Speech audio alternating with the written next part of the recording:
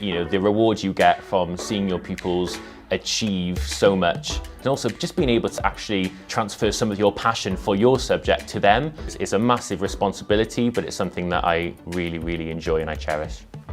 My name is Daniel Cullinane and I am a Welsh baccalaureate teacher here at Dysgu School in Newport.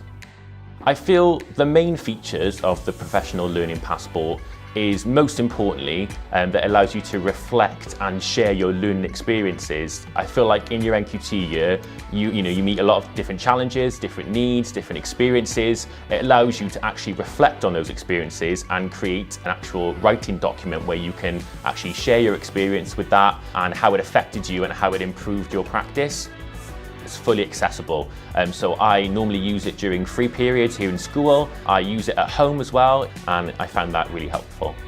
Another benefit was being able to share and collaborate with other NQTs. There are lots of opportunities to kind of contact other NQTs, share resources, just listen and kind of support and give advice to each other.